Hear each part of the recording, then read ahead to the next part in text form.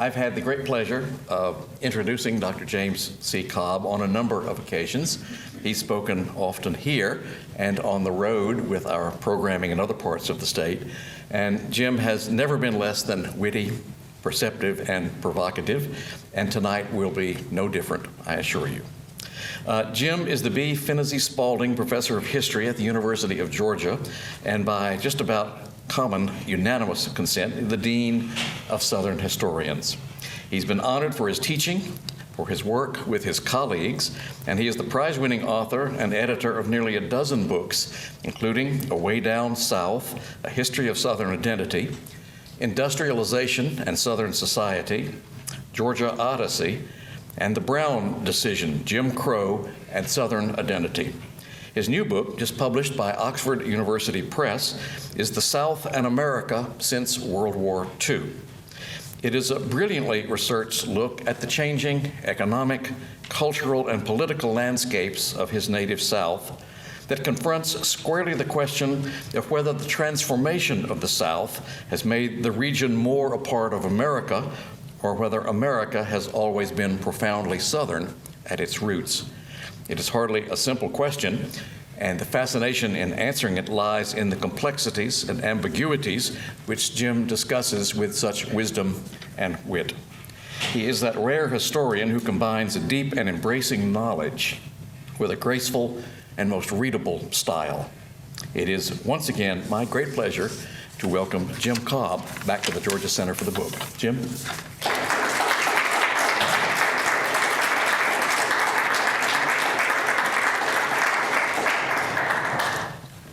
Thank you, Bill. This is a great place, I'm telling you. So what I'm going to try to do is talk just a little bit and leave a lot of time for you to ask questions and we can talk to each other, which is my preference. But I thought I would sort of set up the way the book opens and maybe share with you a snippet or two from the book before we're done. A friend of mine, way back now, nearly 30 years ago, said, you know, I'm working on this idea for a talk, for a paper, where I'm going to argue that that World War II was more important in changing the South than the Civil War was. And I said, Mort, he was out at Stanford at the time. I said, you know, that may be fine to sit around and talk about out there at Stanford, but do not come to the South and try to tell anybody that. But he actually did, and he lived to tell about it. And there is a great deal of food for thought in that contention when you start to really analyze what World War II really did in terms of changing the South. And I want to start by sort of setting that up. And one way that it sowed the seeds of tremendous changes that were coming was in its impact on African Americans. And not only in terms of giving a great many African Americans more economic independence and stability in their lives by virtue of its economic impact, but also by virtue of the fact that it sets up a dynamic that really puts the whole question of the South's Jim Crow system under such white-hot public scrutiny that it's just difficult for the country to ignore it any longer or back away from it.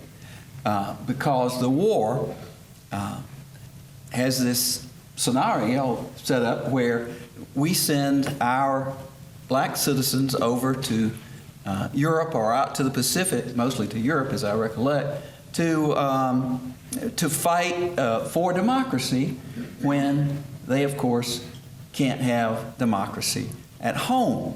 And by this time, the NAACP has picked up on, on the sort of ideological opportunity that the war affords. And during the war, it launches a campaign called Double V for Victory, which meant victory over Hitler in Europe and victory over Jim Crow at home. NAACP membership increased 9-fold during the war. And even more importantly, I think, so many black veterans came back determined not to slip right back in to the old patterns that they had left when they went off to fight.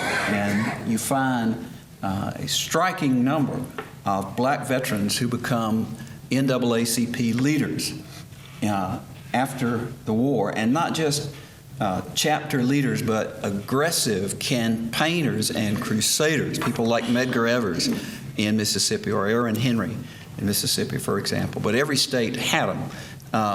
And so the war sows those seeds. I'm not saying the civil rights movement couldn't have happened without the war, but it wouldn't have happened as quickly and probably with as much force as it did. The big way, though, I would maintain the biggest single impact of the war on the South was in the way it changed the economy. And that came in terms of switching us from agriculture on toward the track toward industrial development. The war draws away, for example, 400, just during the war, 400,000 workers left Southern farms, never to return. And the consequences of that is that it creates, particularly in large cotton planting areas, it creates labor shortages that have really is something that Southern landholders have not really had to deal with very much. And it is this pressure. They actually see agricultural wages almost triple during the war. And this is what creates the pressure to sort of break the last stumbling block to mechanizing Southern agriculture. And that is, of course, the creation of an effective mechanical cotton picker. Tractors have been increasingly common on Southern farms. The New Deal farm programs in the 1930s, by paying people to plant fewer acres, had given some extra cash that farmers were able to use to buy tractors, which meant that they could make their labor much more efficient, and it typically meant that they needed fewer sharecroppers because they could use the remaining sharecroppers as day laborers. The tractor made them so much more efficient that they had fewer labor needs. And but so long as you didn't have a mechanical cotton picker, you couldn't get rid of all your sharecroppers because you could not be assured you'd have enough people around to pick the cotton in the fall. So with this wage pressure and a sort of a renewed surge, immediately after the war, we get the mechanical cotton picker that actually goes into production with an international harvester in 1948. And even as primitive as it was, engineers calculated that it could do the work of as many as 40 farm laborers. And so this sets up then what's essentially a sort of vast, it's comparable to the enclosure movement in England during the Industrial Revolution. It sweeps farm workers off the land and ultimately either out of the South. Over 1.5 million people left the South just during the war itself. Nearly 2.25 million left in the 1940s. Another 3.5 million would leave in the 1950s. So you either have to get out or you have to go to town and find something to do. And the thing was, most towns didn't have that much for them to do because most towns, the economy of most towns was focused on servicing the farm economy of the countryside.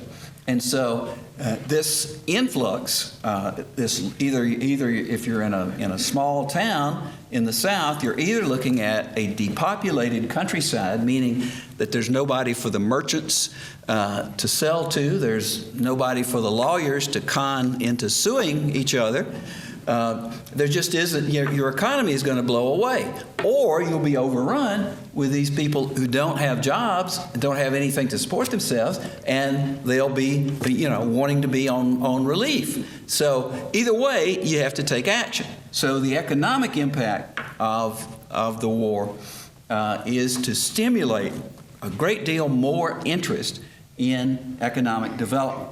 At the same time, the war actually provides an infusion of cash such as the South had not seen since the slavery era, simply by the amount of spending, the gross amount of spending that the war brought in. There were 10 war contracts in 1942, as I recollect, that amounted to more than was spent in the South during the entire New Deal. And this massive infusion of cash, of course, boosts per capita income. Per capita income in the South in 1929 had been 47% of the national average. By 1948, it was up to 64% of the national average, but more than half of that gain had come since 1940. So, in other words, it came during the war. And this meant, for the first time, there was, in addition to the cheap labor that the South had to offer, it actually had some market pull. And that's why you start seeing early on in places like Atlanta, you see automobile companies actually building factories down here because there were enough people down here who had the wherewithal to purchase cars that it made more sense to put factories down here rather than having to ship them. So you get this big boost in terms of a changing economy. And when the economy is changing and when the demographics are changing, when the momentum, the economic momentum shifts away from the farm toward the towns and cities, and when the the population shifts in the same direction, you're going to get a shakeup in terms of the way your politics works. On the eve of World War II, the most powerful people in the South's political structure were what Ralph McGill called the small town rich men who owned the local feed store, basically controlled the stock in the local bank, either owned the local car dealership or had a relative who did or ran it. And they knew the governor. If they always managed to contribute heavily to the winning candidate, and if there were ever elections were ever in doubt, they contributed to both candidates. They could pick up the phone and call the congressman or the senator, and they could determine who represented that county in the legislature.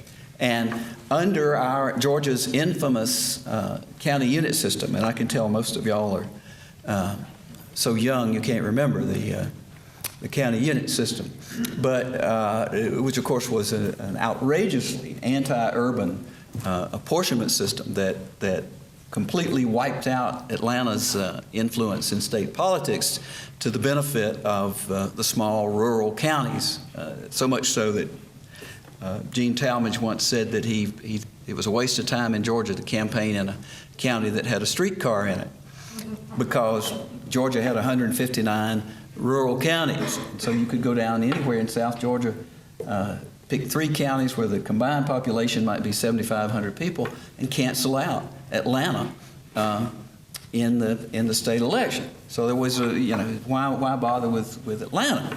But now, with this economic thrust, and places like Atlanta have grown. Atlanta grew by about 50% just during the war, and it had reached, by 1960, of course, the population had reached over 1 million. And so much of the economic investment, the better jobs, the better industries were coming to metropolitan areas in the South. The population is shifting that way. By 1960, the majority of Southerners lived in metropolitan rather than rural areas. And so there is a shift away from this decentralized politics of the small town rich man into a more urban, metropolitan, dynamic thrust that features a real emphasis on economic development. And this, in part, has also been spurred by the war and by returning veterans, in this case mostly white veterans, who came back determined that they were going to break up the old politics of the status quo. They were going to create a much more business-friendly environment with more responsible, efficient, honest government than they recalled before they left for the war. And they become sort of the mainstays of this whole modernizing thrust in the South.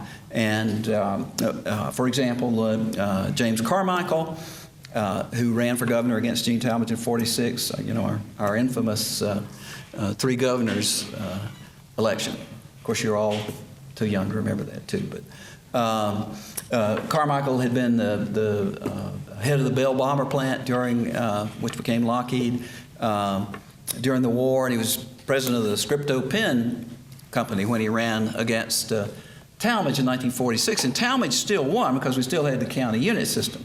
But it was very telling that Carmichael in 1946 got, by a significant margin, got the popular vote from Talmadge. And so it was only a matter of time, obviously, until somebody got the question of electoral malapportionment before the right judge, and Atlanta's influence was going to be unloosed on the state. But Atlanta's influence was still very significant in 1961, and here's where two of the streams sort of set in motion by the war come together.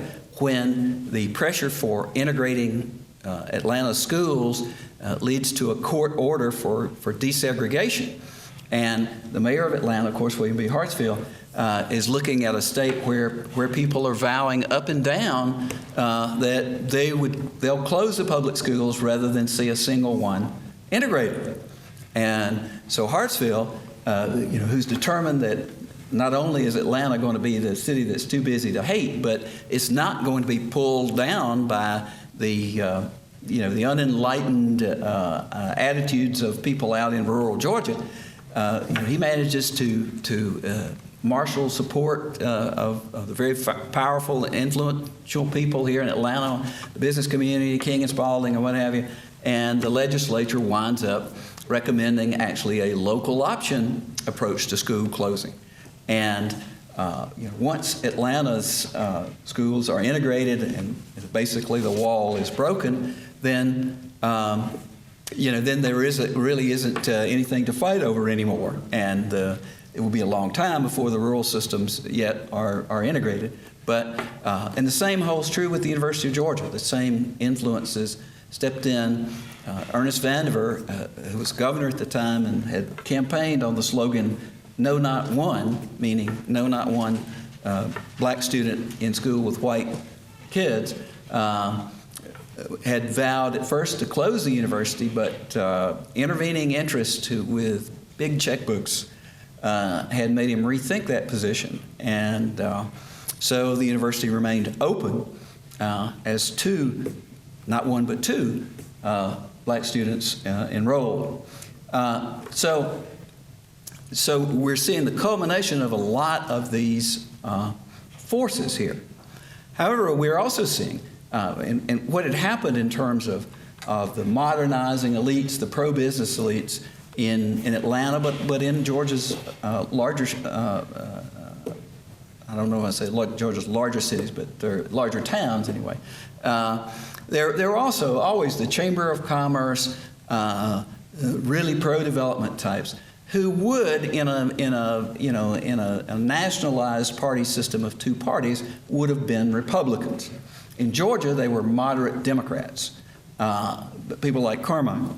And they would, in time, of course, become Republicans. But because the population of higher income, better educated, business-oriented people in metropolitan areas was growing exponentially. But the real shock, of course, that gives Georgia two-party politics is not economic, but racial. The civil rights movement that comes to a head in the John F. Kennedy administration, and white reaction to that in the South is what feeds the Goldwater revolution of 1964, when Barry Goldwater carries 5 southern states. And except for Jimmy Carter, the Carter interregnum in 1976, the Republicans are, the 68 election, of course, features a split vote because of George Wallace, but the Republicans sweep the South 4 out of 5 times as they are capturing the White House between 72 and 88. And by then, and here is an interesting insight into the way the rest of the country has sort of watched the South coming on and appearing to be ready to enter into the national mainstream economically. By the 70s, we're talking about the Sun Belt, and we're also talking about the Rust Belt. And people in the Rust Belt don't like the fact that the Sun Belt's becoming the Sun Belt. They think at their expense, not only because industries are leaving the old northern industrial core, but because they think federal spending is disproportionately favoring the Sunbelt states, which to a certain extent it was. And so trying to figure out how everything suddenly was just going, everything looked so great, going into the 60s. Why by the end of the 60s did it appear everything was going to hell? And the answer had to be, it was the South's fault. And the explanation is that suddenly the whole country is being Southernized.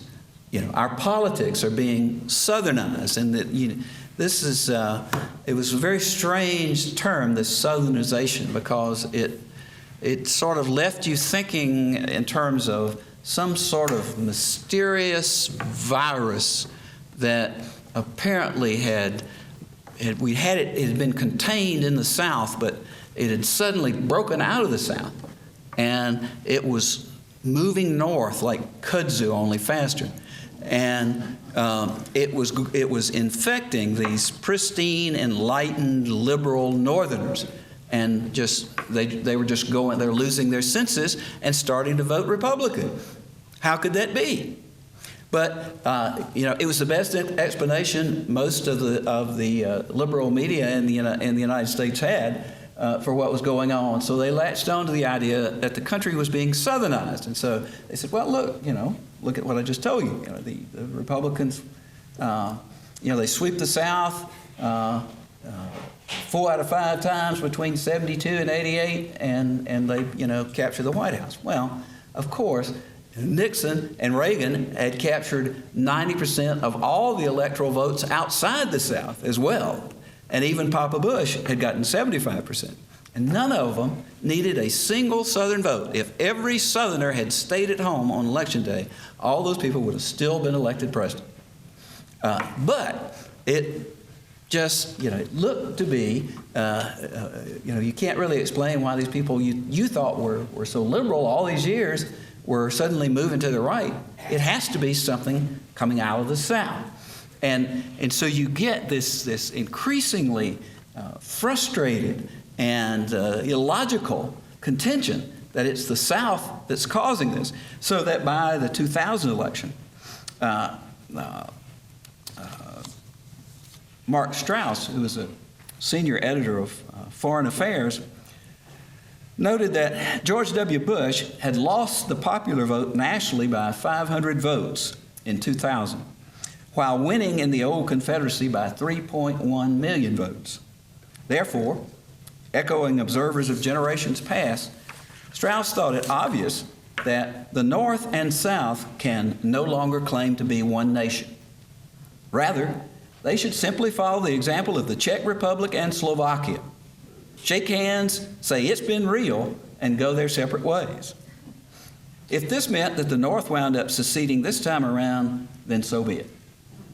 Likening the South to a gangrenous limb that should have been lopped off decades ago, Strauss, at least half-jokingly one hopes, supported his indictment with a lengthy list of particulars, including the flow of guns into America's northern cities stems largely from southern states, and the tobacco grown by Old Dixie kills nearly 500,000 Americans each year. We apparently were using those guns and holding it on the Yankees while they smoked all those cigarettes.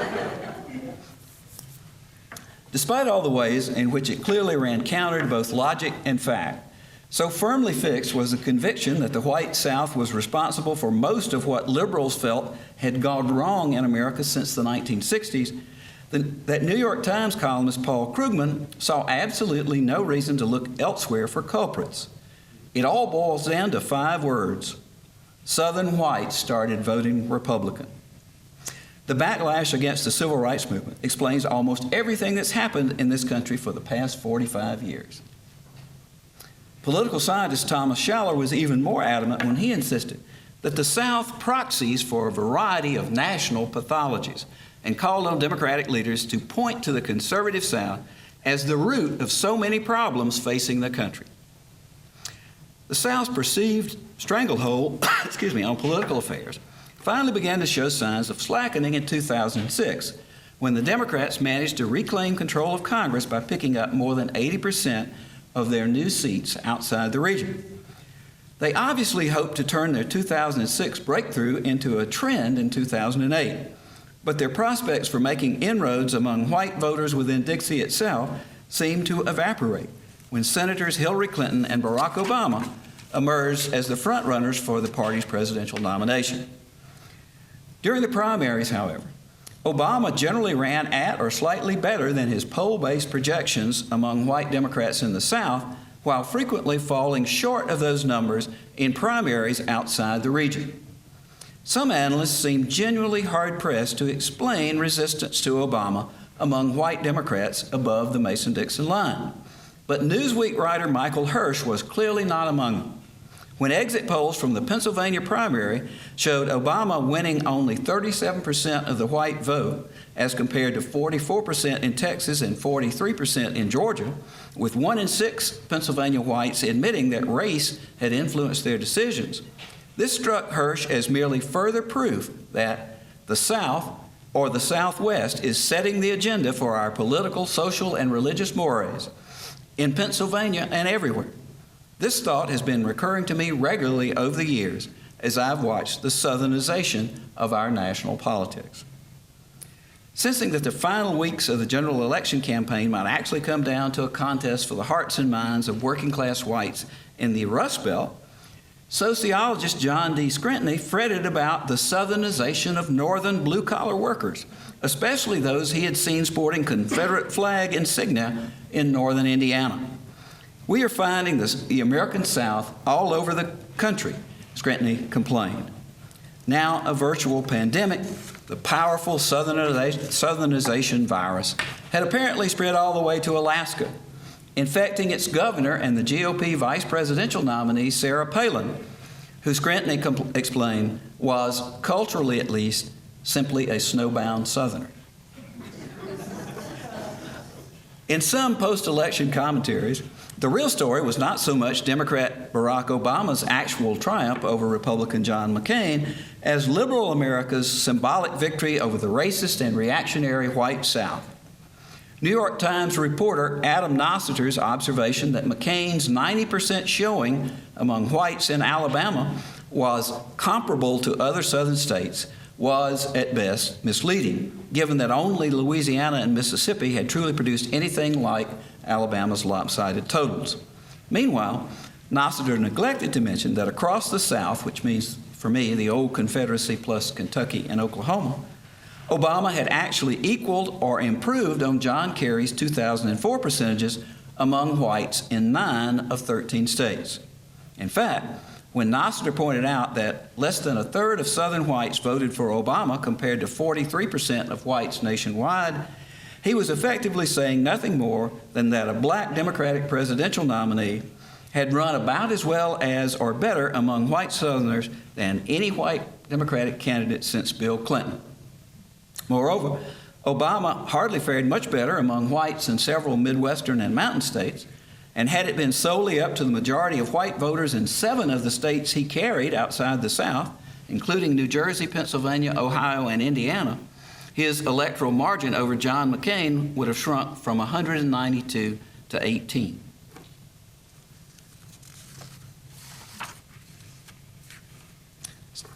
Other observers hoped that the results of the 2008 election might foretell some loosening of the South's presumed grip not just on the nation's politics, but on its social and cultural values as well.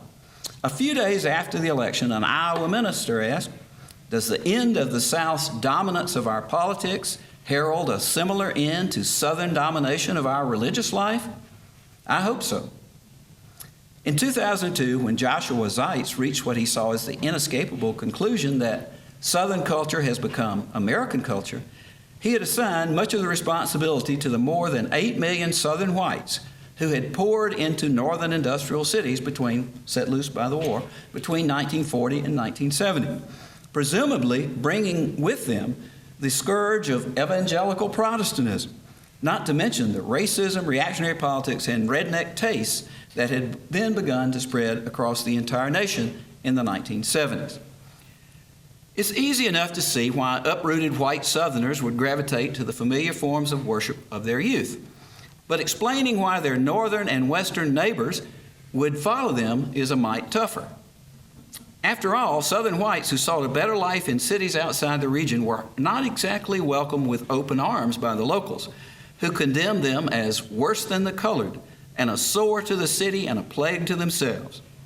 Just how so thoroughly marginalized a bunch as these pitilessly denigrated, down-and-out hillbillies managed suddenly to persuade so many of those who had once mocked and scorned them to embrace their culture and values remains largely a mystery. Indeed, for all their capacity for mischief, white Southern migrants of this era would seem to be the unlikeliest of cultural imperialists. Save for the proselytizing inherent in evangelical Christianity, there's precious little evidence of Southern white migrants making much effort to Southernize anyone. After all, as Michael O'Brien has pointed out, it's hardly as if Southern whites just showed up one day on the doorstep of American culture and said, "I'm here, move over, imitate me." If their culture is expansive, O'Brien observed, it is little they planned and something most of them have not even noticed. Surely, post-war Southern transplants humming Hank Williams songs could not explain why well over half of country music's fans now lived outside the South, any more than Southern expatriates sporting Richard Petty's 43 or Dale Earnhardt's 3 on their caps and T-shirts could begin to account for why 60% of the fan base of what had once been the most emphatically Southern sport on earth currently resided elsewhere as well. The now genuinely national footprints of both NASCAR and country music also raise the question of how long any cultural form can still be legitimately identified as solely Southern when it has so clearly been embraced by a much larger segment of American society. This contradiction was more apparent to some than others, it seems. In NASCAR and the Southernization of America, cultural studies specialists Joshua Newman and Michael Giardina contended that despite its popularity across the country, NASCAR was still more than anything a powerful signifier of the South, with its traditions of white privilege, white supremacy, and patriarchal hegemony. It should be obvious, therefore, that in George W. Bush's Southernized America, under the auspices of a Bush-inspired post-9/11 anti-affirmative action backlash, a hyper-white, neo-Confederate NASCAR gives license to the resurgent regimes of the most vigilant factions of the ethnocentric American white right. Improbably enough, here, swaddled securely in the jargon of the academic left, where such blatant stereotyping of any other culture would, of course, be righteously condemned, is compelling evidence that the impulse to uphold America's claim to exceptional virtues by Southernizing its vices knows no ideological boundaries. Recall that hate-filled Boston had quickly become the Little Rock of the North in the 1970s, while the attack on affirmative action in California made it the Mississippi of the 1990s. There's also the predictable, this is the kind of thing you expect in Alabama or Mississippi response to any racially motivated crime or social affront in a northern or western community. For many Americans outside the region, the South will remain forever frozen in time, Jacob Levinson observed, noting that the scenes of Birmingham and Selma are still constantly rehashed on PBS. Northerners seem to treasure those black and white memories, Levinson believes, because they serve as symbols of what we like to think we're not. This, in fine, is why, as sociologist Larry Griffin put it, America still needs the South. Not as a fully assimilated, integral element of national life, but in its more familiar and ultimately reassuring role as a dysfunctional, antithetical other, capable of providing what C. Vann Woodward called a floor under national self-esteem. Van Woodward suggested that Northerners and Southerners had frequently used each other in the way Americans have historically used Europe, not only to define their identity and say what they are not, but to escape in fantasy from what they are. Thus, when suddenly confronted with race riots, segregated schools, school bus burning, and central city disintegration, Yankees who began to complain about the effort to Southernize the North were little different from the European intellectual who, when something objectionable turns up in his country, supermarkets, student riots, traffic jams, TV commercials, declares that the place is sadly becoming Americanized. The long-standing inclination to view the South as what Howard Zinn called an abnormal growth on the national body may well explain the tendency to cite racial bias in Pennsylvania or hostility to gun control in Ohio as evidence that this regional malignancy has now metastasized throughout that national body. Such a diagnosis, however, ignores a lengthy history of symptoms, indicative not of a recent affliction, but of a pre-existing condition, perhaps because it is only as the South's distractions have grown steadily fewer and ultimately less distracting that we have become more likely to notice, although not necessarily always to acknowledge, evidence of how Southern America has been all along. Thank you.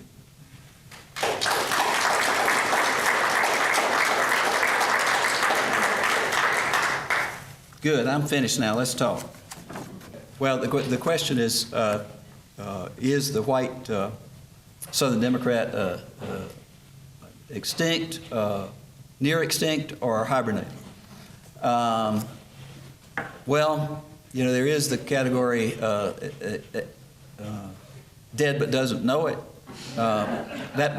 Maybe we should put that in there as well. No, in fact, I point out in one of my blogs recently that the white Southern Democrats, I think there were 59 Southern Democrats in Congress before November 2nd, and I think 43 of them were white, and I'm guessing now probably fewer than 20 are. Well,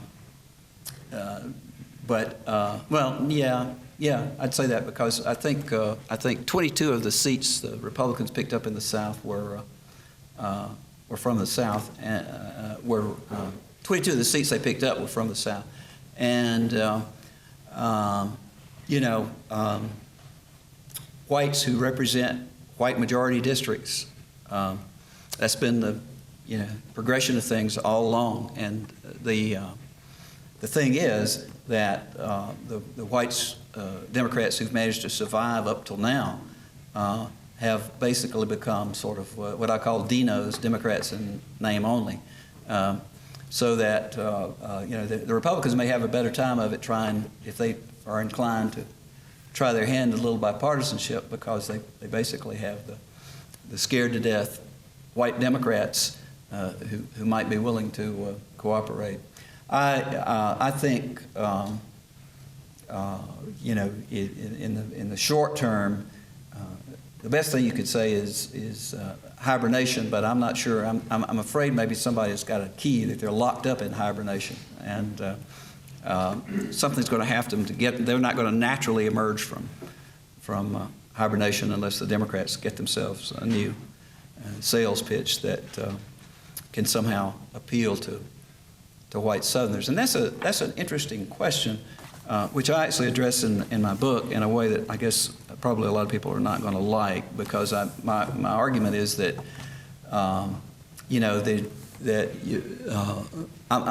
just put it on the table that we know that a lot of this has to do with race, but it also has to do with the failure of the Democratic Party to make any kind of connection or make any effort to make connection with so many blue-collar whites in the South. You remember when Howard Dean, who absolutely said one of the smartest, most insightful things about the Democrats' needs, and he was nearly stoned for it. In fact, some people thought he was stoned when he said it, was that the Democrats had to start going after people who had Confederate flag bumper stickers or decals in their trucks, and which is exactly right. But no, the Democrats, they have to have an ideological litmus test before they even want you to vote Democratic. And so in that way, they're not any more into litmus tests, I don't think, than the Tea Parties are any less into it. But I think when blue-collar whites in the South look at the Democratic Party, they look at a party that they can't really see it's done anything for. And some of this is racial because they associate most of the programs that the Democrats have introduced that might help working class people to be programs designed for black people. And but by the same token, when the Democrats say we're for the working man, that really means we're for the working man who belongs to a union. And that's the way they work. Their labor policy all percolates entirely through the labor unions, and which is part of their problem outside the South, since there hardly are any labor unions left anywhere. But it's damn sure a problem in the South. And until they can come up with something that sort of addresses what I think are the real concerns of blue-collar whites in the South. And I've said for a decade that the issue of the working poor is an issue that would have traction, because these are not people who are getting government checks. They're not people who are asking for government checks. They're working and trying to make a living, sometimes at 2 jobs, and they're not getting paid enough to live on, and they don't have decent health care or anything. And trying to address ways to get them a more reasonable income and something to sort of fall back on in case of emergency or if they live to retire would make a whole lot of sense. But you can't, because there's so much of that agenda would run contrary to organized labor's agenda, because it would come out of the pockets of the unionized workers. That'd be their rationale. So that ain't going to happen. I mean, you just look at when Obama got I guess we figured we had to do something about the Chinese somewhere, and so when they were what was it? We embargoed their tires because they were flooding the market with cheap tires. Well, of course, the lobby behind that was the United Auto Workers.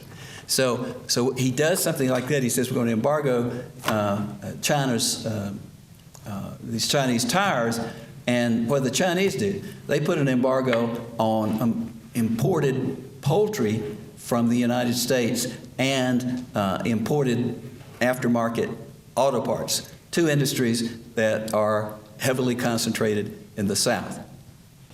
I don't think it's nearly as much about race as it used to be. Remember that old joke about the civil rights worker who died and went to heaven, and he showed up, and St. Peter said, "What are you doing back here? I thought you were in Mississippi." And he says, "Oh, I got a chance, and I got out of Mississippi." And he says, "Well, the Lord wants you to go back to Mississippi." And he says, "Well, ask the Lord if I go back to Mississippi, if He'll go with me." And St. Peter comes back and he said, "Well, the Lord said He'd go as far as Memphis." I'll go as far as Memphis with you on that.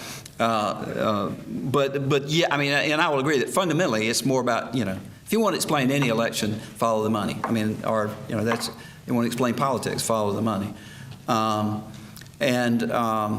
It's, the timing was just so bad. If you stand back, I mean, really anymore, instead of sitting here sort of thinking about studying this weird little place we call the South, we have to understand, the South is part of this big old global system.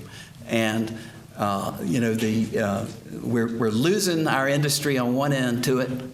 The oil manufacturing is going to the, Bangladesh, where people make 22 cents an hour to do what costs you $9 and something an hour here. And then we're getting we're getting some of the more market-driven European industry because the South's economy has grown and it's the geographic center of the economic center of the country has changed.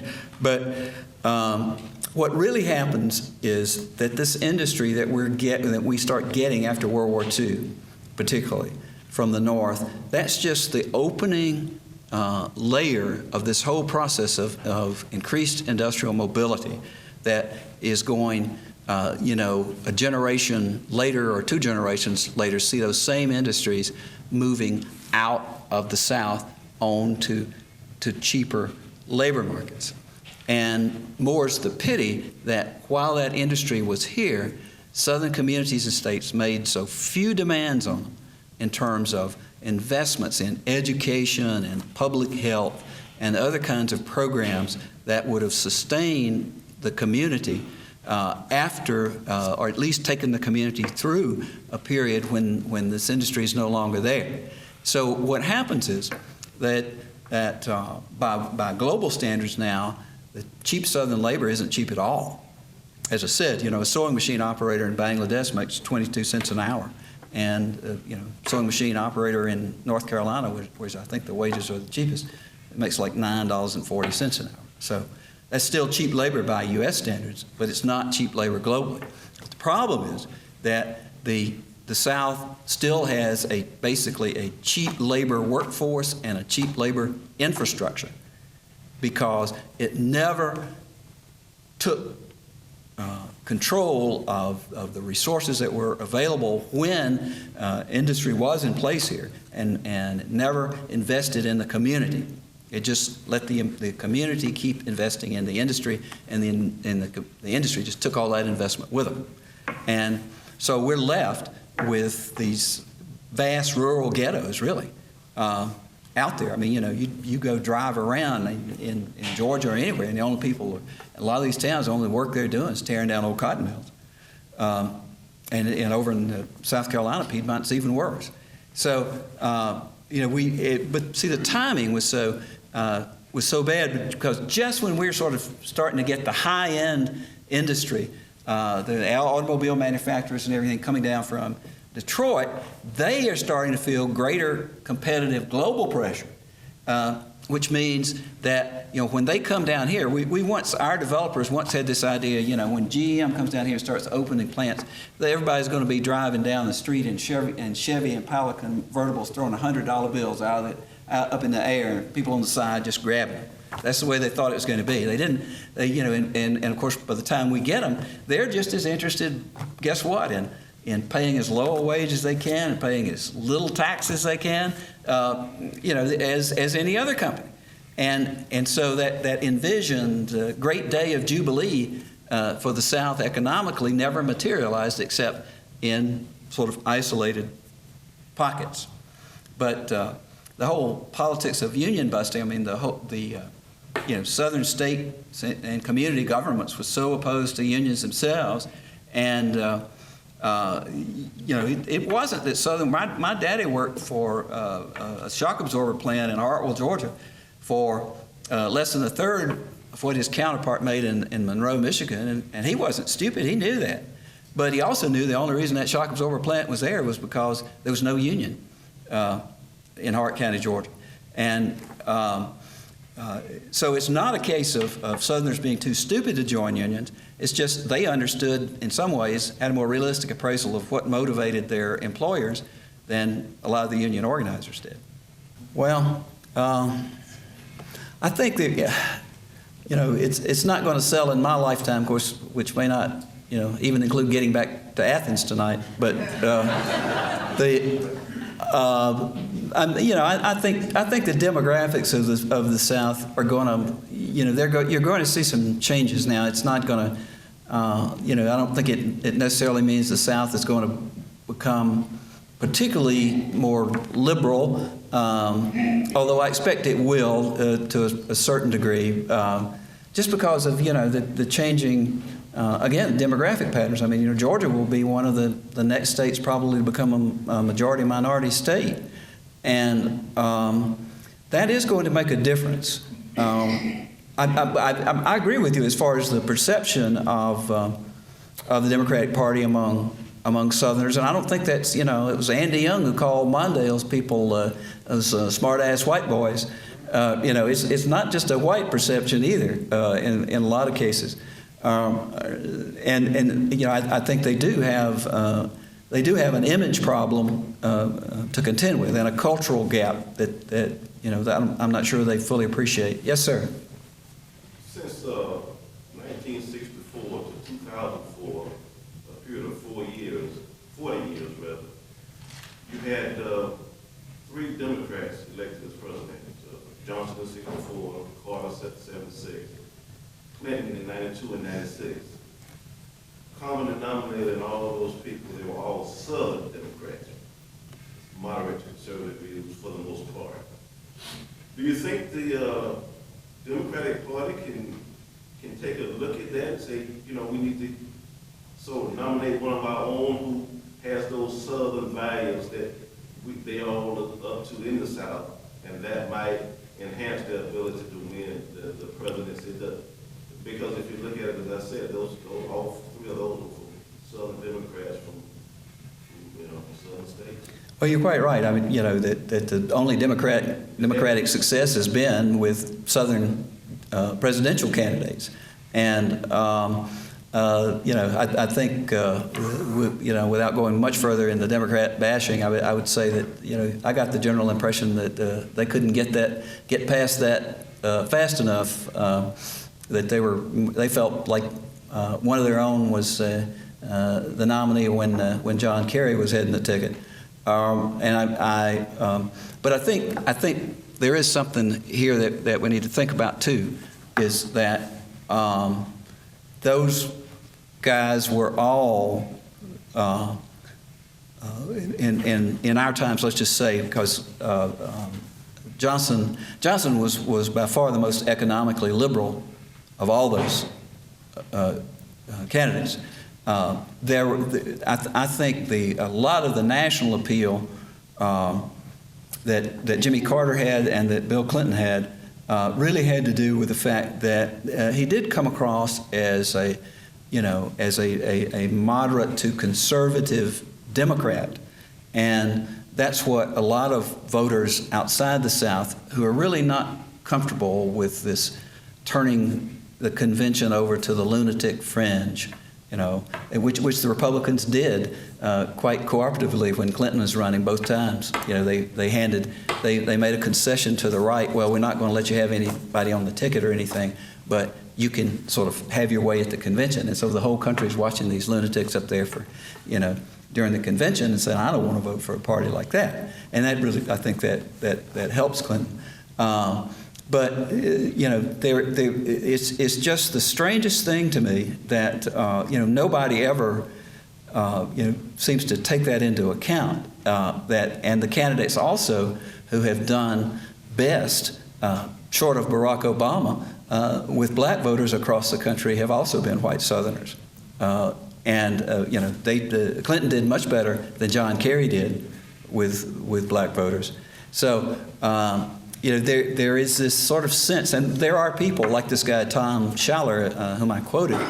There are people who are saying, well, the Democrats should just write off the South. They shouldn't waste any time campaigning in the South. Well, of course, if, they didn't need the 3 southern states they won this time for Obama to win, but that was 53 electoral votes that would have been gone if they had done that. And with the changes that are coming up in the census, I think you're going to see several. I think there's some chance that New York and Florida will have the same number of electoral votes in 2012.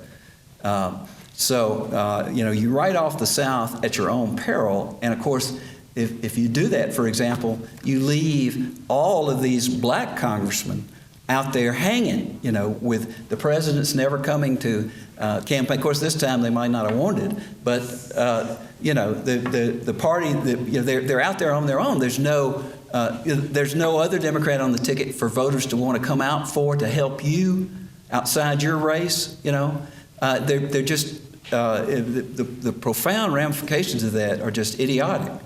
That they would do that. But that's the strategy that a lot of people are urging. But I completely agree. A good centrist Democrat, I think could stand a good chance of being elected. And I also think a good centrist Republican could probably be president from now on. But the problem is he has no prayer getting nominated by his own party. Because the Republicans are not going to nominate anybody electable as long as the teabaggers are making so much noise in that party. So we're looking at this thing where, and I'd be, frankly, I'd be all right with a sensible, moderate Republican compared to what I see out there now. But we're not going to get one.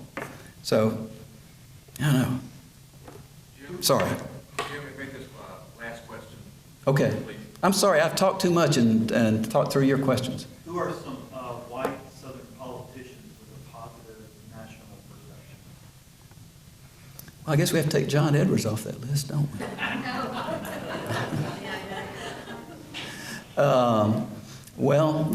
There so many of them have been, almost booted out of office now. Till you may have just about stumped me. I got to roll through the states and see. Yeah, Sam Nunn's like me. He's a little long in the tooth to be a nice. I think he does. He does have that perception. That's quite right. But I'll just have to say, do you have any? No. Yeah, I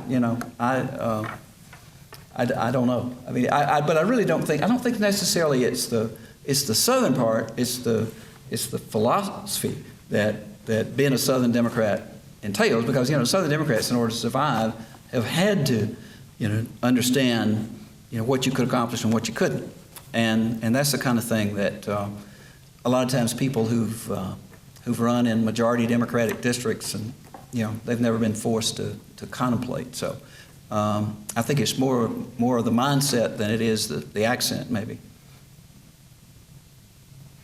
Okay. Thank you very much.